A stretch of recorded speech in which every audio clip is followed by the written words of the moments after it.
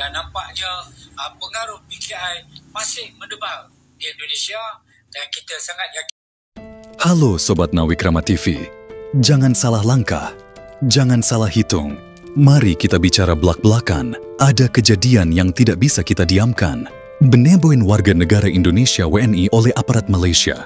Jadi bukan sekanan insiden biasa, ini pelanggaran hak asasi manusia yang terang-terangan.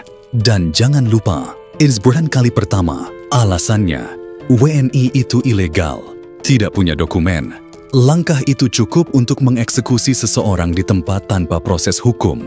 Tidak, dunia sudah sepakat bahwa siapapun, termasuk mereka yang tak punya dokumen resmi, tetap punya hak sebagai manusia. Ini bukan soal legalitas imigrasi, ini soal nyawa manusia.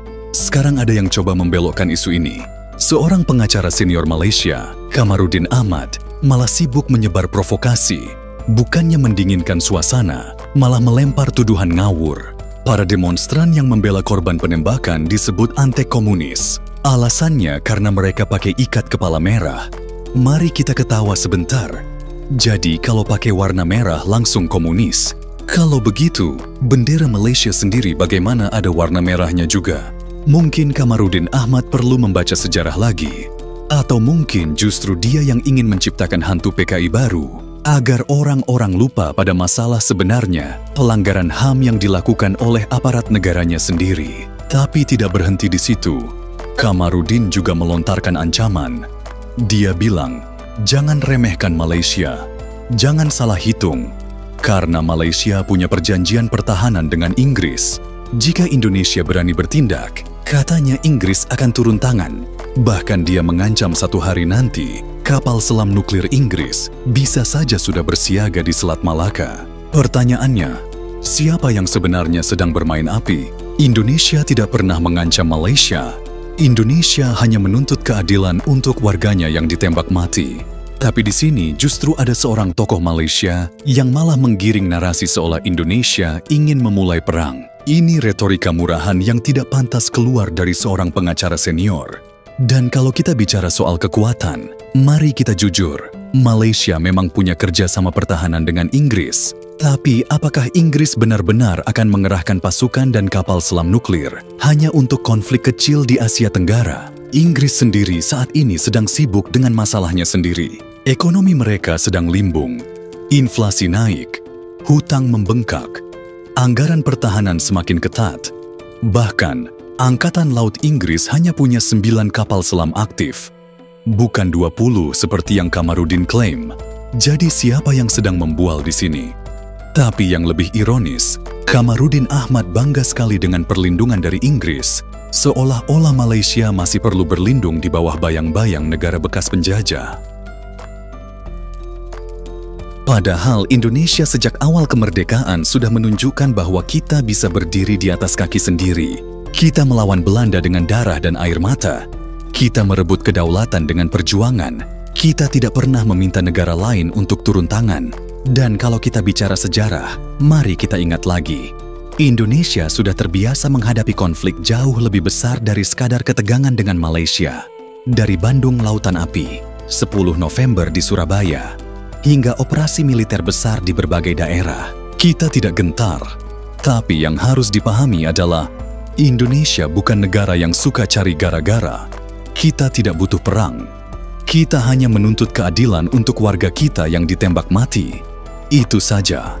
Juli mesti berpikir baik-baik. Jika Malaysia ingin hubungan yang damai dengan Indonesia, hentikan retorika provokatif seperti ini. Jangan menyebar kebohongan. Jangan menutupi pelanggaran HAM dengan tuduhan kosong. Jangan berpikir bahwa ancaman kapal selam nuklir akan membuat kita gentar, karena Indonesia tidak takut. Kita hanya ingin keadilan, dan keadilan itu tidak bisa dibungkam dengan propaganda murahan. Jangan main-main dengan sejarah. Jangan coba-coba dengan harga diri. Mari kita teruskan pembicaraan ini, karena ada hal yang lebih besar dari sekadar perdebatan di media sosial atau ocehan seorang pengacara yang sok tahu. Ini bukan soal gengsi, bukan soal unjuk kekuatan. Ini soal harga diri sebuah bangsa. Indonesia tidak pernah meminta masalah dengan Malaysia. Tapi kalau warga negara kita ditembak tanpa alasan, lalu ada orang yang mencoba membelokkan fakta dengan teori konspirasi yang ngawur, Kita tidak bisa diam. Kita harus bicara. Dan kita harus bicara dengan jelas. Membuka luka lama. Tapi, salah baca sejarah. Kamarudin Ahmad menyebut Ganyang Malaysia, seolah-olah ancaman itu masih relevan hari ini. Seolah-olah Indonesia masih dihantui semangat konfrontasi 1963. Tapi dia lupa siapa yang dulu meminta bantuan Inggris untuk mempertahankan eksistensinya. Siapa yang dulu masih bergantung pada kekuatan kolonial untuk melindungi dirinya. Konfrontasi 1963 bukanlah perang besar seperti yang mereka bayangkan.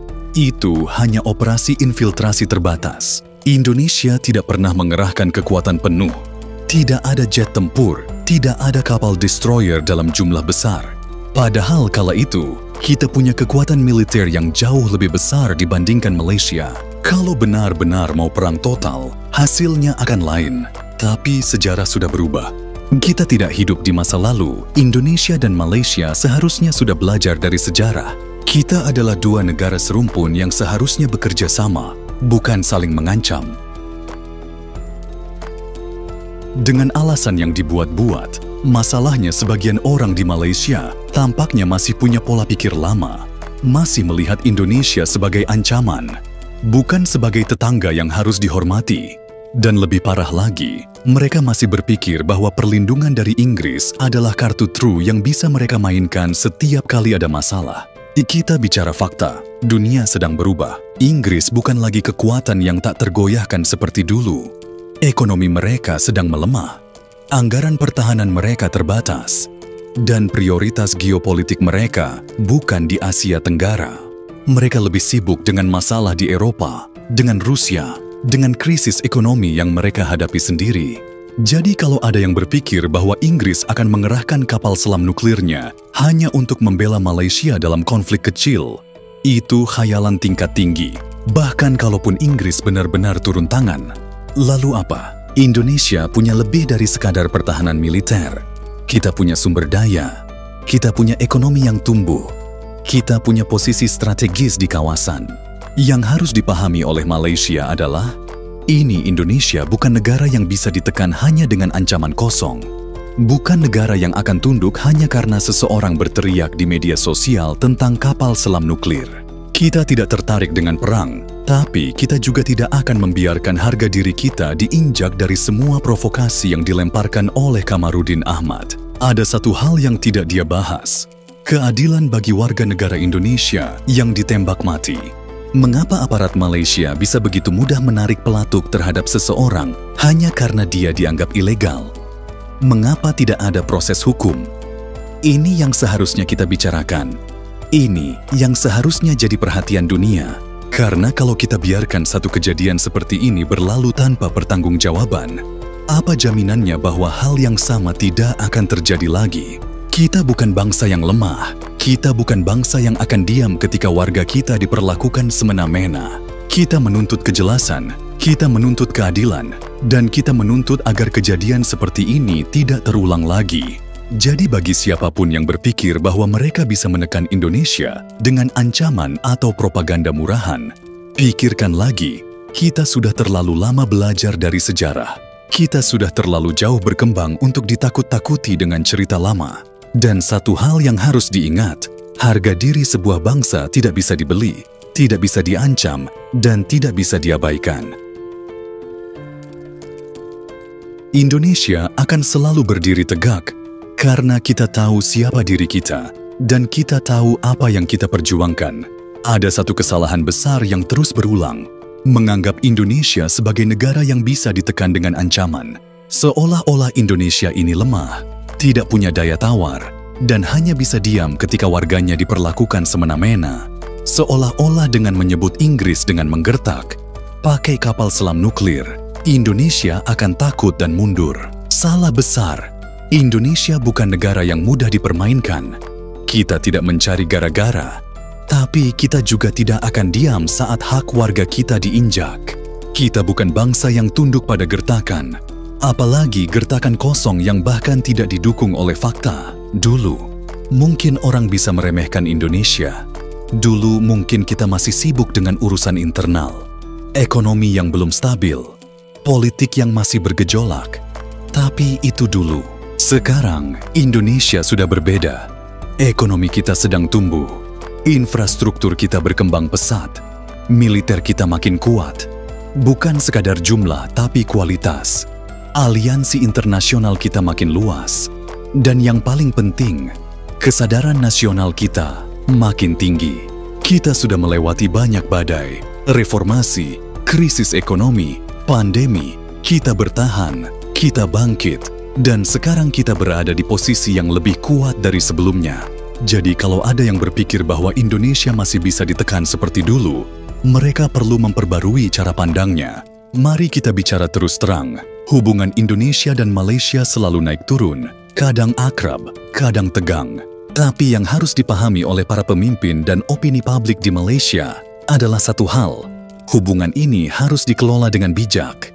Mereka harus memilih apakah ingin menjadikan Indonesia sebagai tetangga dan mitra, atau ingin terus memprovokasi hingga akhirnya menciptakan ketegangan yang tidak perlu. Indonesia tidak butuh musuh, tapi Indonesia juga tidak takut pada konflik jika memang harus terjadi.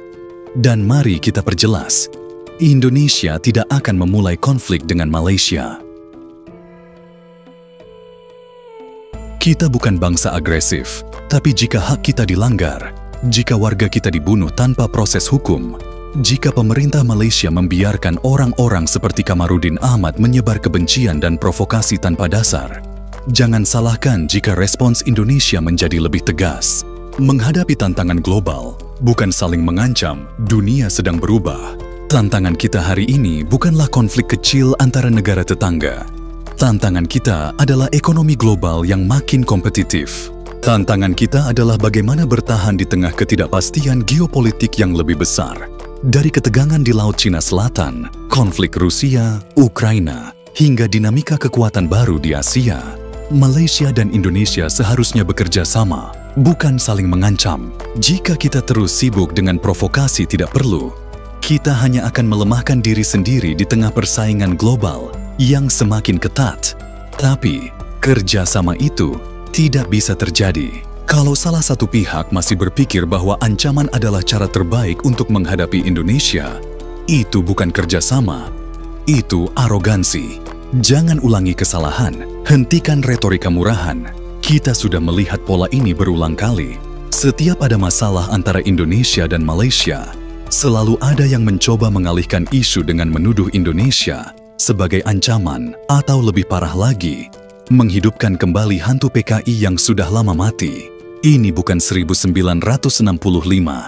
Ini bukan era di mana propaganda murahan bisa dipakai untuk menutupi masalah yang sebenarnya. Indonesia tidak akan terprovokasi, tapi Indonesia juga tidak akan diam. Kita akan terus menuntut keadilan untuk warga kita. Kita akan terus membela kepentingan nasional kita. Dan kita akan terus mengingatkan Malaysia bahwa hubungan antar negara tidak bisa dibangun di atas ancaman dan kebohongan. Jadi bagi siapapun di Malaysia yang masih berpikir bahwa gertakan bisa membuat Indonesia tunduk, pikirkan lagi, jangan salah langkah, jangan salah hitung. Karena jika ada satu hal yang pasti, itu adalah ini Indonesia tidak akan mundur dari kebenaran, dari keadilan, dan dari harga dirinya sebagai bangsa yang merdeka dan berdaulat.